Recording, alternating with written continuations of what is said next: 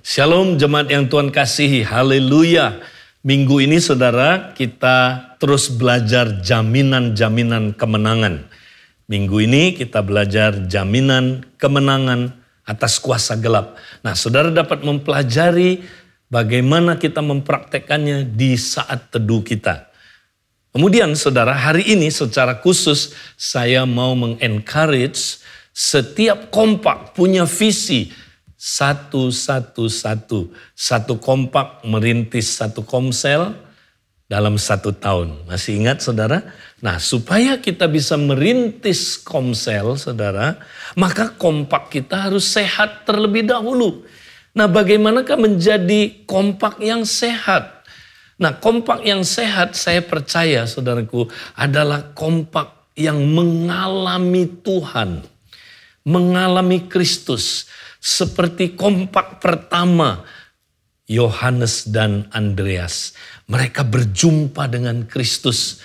Kemudian saudara mereka terbuka mata rohaninya. Yesus adalah Mesias itu saudara. Nah demikian juga tiap kompak harus berjumpa dengan Tuhan. Mengalami encounter dengan Tuhan.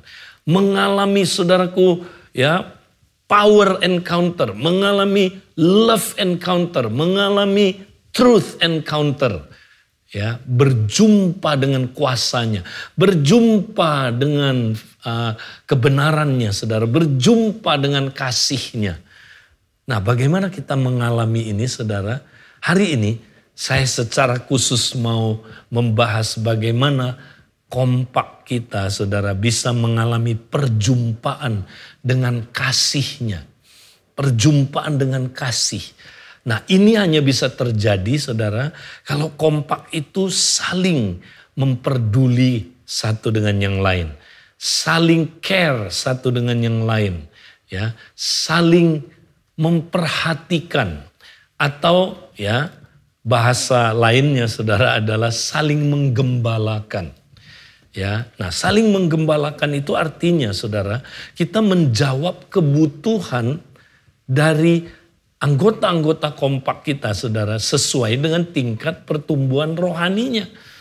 Ya, kita mau tahu kebutuhan-kebutuhan dia saudara apa dan kita menjawab kebutuhan-kebutuhan itu. Ketika kita saling menjawab kebutuhan, memperhatikan seorang akan yang lain, maka kasih kita bertumbuh, saudaraku. Kasih kita bertumbuh, benar. Ya, karena demikianlah, saudara, ketika kita saling memperhatikan, saudara, maka itu tindakan kasih, ya. Dan kita akan mengalami kasih Tuhan. Kasih Tuhan, saudaraku, menjadi real di tengah-tengah kita. Nah, hari ini, saudara, kita akan belajar apa kunci utama untuk kita bisa saling menggembalakan, saudara. Nah mari kita belajar di dalam Matius 9 ayat 35 sampai 36. Saya bacakan buat saudara, di sini dikatakan demikian. Demikianlah Tuhan berkeliling ke semua kota dan desa. Ia mengajar dalam rumah-rumah ibadat dan memberitakan Injil Kerajaan Sorga serta melenyapkan segala penyakit dan kelemahan. Melihat orang banyak itu tergeraklah hati Yesus oleh belas kasihan kepada mereka. Karena mereka lelah dan terlantar seperti domba yang tidak bergembala. Nah kunci saudara untuk memiliki hati yang mau menggembalakan orang lain saudara adalah hati yang tergerak oleh belas kasihan. Kalau kita lihat di sini Yesus tergerak oleh belas kasihan saudara. Ketika dia melihat orang banyak itu lelah, terlantar seperti domba yang tidak bergembala. Maka Tuhan Yesus tergerak oleh belas kasihan. Nah ini kuncinya saudara. Kalau di dalam kompak kita punya belas kasihan ini saudara. Ya, seperti belas kasihan dari Sang Gembala Agung kita, Yesus Kristus. Maka kita akan mampu saling menggembalakan saudara. Ya, kita akan tahu saudaraku apa kebutuhan dari teman-teman kompak kita saudara. Kenapa? Karena kita punya belas kasihan itu, saudara. Nah, makanya tiap orang, saudara, harus mengembangkan belas kasihan ini. Mungkin ada orang yang berkata, Pak Edi, kan saya bukan berjabatan gembala. Ya, nah saya masa harus punya kemampuan seperti gembala, ya. Nah, mari kita lihat satu ayat Kolose 3 ayat 12, saudara. Kalau kita baca di sini dikatakan begini. Karena itu sebagai orang-orang pilihan Allah yang dikuduskan dan dikasihinya, kenakanlah belas kasihan, kemurahan, kerendahan hati, kelemah lembutan, dan kesabaran. Nah, dikatakan sebagai orang-orang pilihan Allah, ya, yang dikuduskan dan yang dikasihinya, kenakanlah belas kasihan. Jadi setiap orang kudus, setiap orang pilihan, Tuhan mau mereka mengenakan belas kasihan. Jadi kita semua, saudara, semua orang percaya, ya, kita bisa mempunyai belas kasihan, saudara. Ya, nah, belas kasihan itu dari Tuhan. Ya, Tuhan memberikan kita kemampuan untuk kita bisa, saudaraku, berbelas kasihan. Tinggal kita kenakan. Ya, itu setiap orang percaya, ya, disuruh, saudaraku, mempunyai belas kasihan. Artinya apa, saudara? Jadi kita bisa, ya, menggembalakan orang lain, ya, karena kita punya belas kasihan, saudara. Nah, memang nanti ada orang yang punya karunia, ya, belas kasihan itu salah satu karunia dari 7 karunia motivasi, ya, saudara. Nah, ini mungkin dia, ya, lebih lebih tingkatnya lebih tinggi dalam, saudaraku, belas kasihan. Nah, nanti ada lagi, saudaraku, ya, kalau dia gembala mungkin dia, saudara, punya tingkat tertentu dalam, saudaraku, dia berbelas kasihan terhadap domba-domba. Nah, tapi kita semua bisa berbelas kasihan, saudara. Ya, nah, mari kita care satu dengan yang lain di dalam, saudaraku, kompak kita. Saya percaya, ya, kita akan ngalamin kuasa Tuhan yang luar biasa. Nah, saudara, karena itu, mari kita, saudara, ketika kita ada di dalam kompak, saudara, ya, kita mau jadi orang yang punya belas kasihan, sehingga kita, ya, saudara, bisa menemukan kebutuhan apa yang diperlukan oleh saudara kita. Nah, bagaimana caranya, saudara? Nah, Tuhan ajar kita, saudara, supaya kita belajar mendengar. Ya, kalau kita mau menemukan ada keperluan-keperluan saudara kita, mari kita belajar, saudara, mendengar dengan benar. Ya, seringkali kita mendengar, tapi, saudara, kita mendengar asal-asalan aja. Akibatnya, saudara, di kompak kita, ya, kita nggak pernah care sama saudara kita. Ya, kita nggak pernah tahu keperluannya apa. Kita nggak pernah tahu kondisi dia seperti apa. Maukah, saudara, kita belajar mendengar? Nah, saudara, ada 3 jenis mendengar. Bagaimana kita mendengarkan, saudara? Ya, pertama, mendengar sebagai fungsi biologis saja. Artinya gini, kita dengar suara, kita dengar saudara kita sharing, ya, tapi kita nggak pernah menyimak, kita hanya mendengar. Ya, makanya bahasa Indonesia, saudara, ya, ada kata mendengar dan menyimak. Bahasa Inggris juga ada, saudaraku, ya, to hear and to listen. Ya, kalau to hear, ya udah, kita dengar aja fungsi biologis. Tapi to listen, menyimak, saudara. Nah, apakah kita menyimak atau kita hanya mendengar sebagai fungsi biologis? Ya, akibatnya apa, saudara? Kita nggak pernah mengerti orang itu. Kita nggak pernah bisa berkomunikasi dengan baik. Kita nggak bisa menemukan keperluan kebutuhan dia, saudara. Bahkan cenderung kalau mendengar tingkat 1 ini, saudara, ya, yang kita dengar biasanya bukan kebutuhan orang itu. Yang kita dengar biasanya, saudara, suara-suara kita sendiri yang kita dengar. Ada 3 suara yang kita dengar dari orang lain, betul? Ya. bisa suara Tuhan lewat dia. 2, suara dia sendiri ya yang berseru ya minta dimengerti atau coba mengkomunikasikan sesuatu. Atau yang ketiga, suara self talk kita. Ya, kata-kata diri kita, apa itu? Pembicaraan diri, self talk kita. Misalnya orang saudara ya suka dihakimi dia.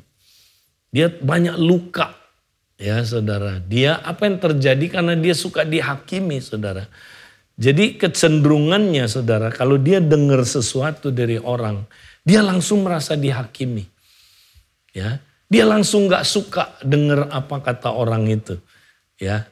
Nah karena itu saudara, maka apa yang terjadi saudara, dia cenderung begitu dengar ya pasangannya atau teman kompaknya sharing, yang dia dengar bukan suara dia, bukan suara Tuhan lewat dia.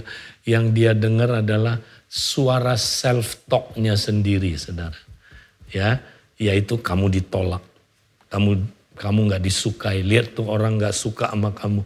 Akibatnya dia gak mau dengar kata-kata itu, dia saring. Ya, dia tidak mau dengar, dia tutup hatinya terhadap apa yang dikatakan oleh teman kompaknya. Nah ini saudaraku, ya kita mesti sembuh. Ya kalau saudara, ya kita kondisinya begini, kita nggak bisa jadi pendengar yang baik.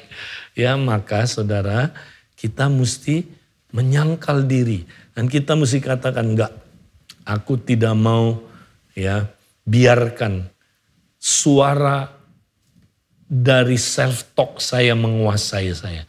Dalam nama Yesus ya kita hentikan dia dan kita mulai saudara mengenakan belas kasihan itu saudara. Nah kenakan belas kasihan itu maka kemudian kita bisa ya mendengar tingkat 2 saudara. Nah mendengar tingkat 2 adalah mendengar dengan empati. Ini dahsyat ini saudara. Ya mendengar dengan empati. Ketika kita mendengar dengan empati saudara, maka kita bisa menangkap apa yang menjadi isi hati dari si pembicara tadi. Ya, kita bisa mulai mengerti dia. Ketika kita dengar dengan empati saudara, orang itu bisa merasakan kita mengasihi dia loh saudara. Ya, dan dia mulai saudaraku bisa terbuka. Dan ketika dia cerita saudaraku, kita bahkan bisa menemukan seringkali hal-hal yang tersembunyi saudara. Yang gak bisa saudaraku dia ceritakan. Tiba-tiba jadi terbuka. Bahkan saudaraku dia kayak menemukan jawabannya. Ya, makanya ada orang saudara cuman didengerin aja. Seringkali ada banyak masalah jadi beres. Ya. Nah saudara komunikasi terjadi. Kenapa saudara? Karena seni komunikasi tidak terletak pada kemampuan kita untuk berbicara, tapi pada kemampuan kita untuk mendengar. Saudara, mari kita mendengar dengan empati. Waktu kita dengar dengan empati, kita menemukan kebutuhan dia. Sehingga saudara kita di kompak bisa menjawab kebutuhan itu. Dan akhirnya saudara, teman kita mengalami kasih Tuhan saudara. Ya, bukan cuma dia, kita juga ngalamin kasih Tuhan. Kita juga ngalamin kasih Tuhan yang mendengarkan saudara. Nah, tapi ada satu tingkat lagi saudara. Ya, yang tertinggi, tingkat ketiga. Ya, mendengar dengan hati Bapa. Mendengar dengan hati Bapa saudara. Ya, jadi kita seperti ada di posisi Bapa di hatinya ya. Kita mendengar dari posisi Bapa. Ya, waktu kita dengar yang demikian saudara, tentu kita punya belas kasihan, punya empati. Tapi lebih lagi saudara, karena kita mendengarnya ya dari posisi Bapa, maka kita saudaraku ya, kita akan dapat hikmat dari Bapa. Kita akan diberikan saudaraku hikmat dari Tuhan. Bagaimana saudaraku waktu kita nanti berbicara dengan orang ini saudara. Ya kita memberikan solusi. Kita memberikan saudaraku hikmat yang luar biasa. Jalan keluar yang luar biasa. Nah kalau kita saudaraku mendengar pada tingkat ini, luar biasa saudara. Ya, nah mari kita saudaraku belajar saling mendengar. Nah saya mau usulkan saudara, coba hari ini praktekkan di kompak kita saudara. Jangan kita terus saling mengajar aja. Ya, tapi mari kita saling mendengar. Ya, praktek ini saudara. Wow, indah sekali saudara. Ya, coba misalnya 1-2 orang hari ini mereka cerita, kita dengar aja saudara. Tapi ingat, latihan mendengar minimal tingkat 2 tadi saudara. Mendengar dengan empati atau mendengar dengan hati Bapa. Ya, kita dengerin saudara kita. Kita boleh tanya ya, tapi kita jangan ngomong dominasi, kita dengar teman kita saudara. Nah ketika semua sharing saudara, ya yang lain mendengarkan, ya coba perhatikan saudaraku, itu luar biasa. Saudara akan melihat komunitas sepakat kita saudara akan menjadi kompak yang hebat sekali, luar biasa sekali. Akan ada banyak pemulihan, akan ada banyak saudaraku ya, di mana kita mengalami love encounter. Kasih kita alami. Yang dengar saudaraku mengalami kasih Tuhan. Yang mendengarkan mengalami kasih Tuhan. Kasih Tuhan jadi nyata. Kita makin saling mengasihi saudara. Ya, dan kalau kita saling mengasihi saudara, bukankah kita bertumbuh di dalam kasih itu saudara? Nah mari kita praktekkan ini di kompak kita pada minggu ini saudara. Haleluya, Tuhan memberkati. Amin.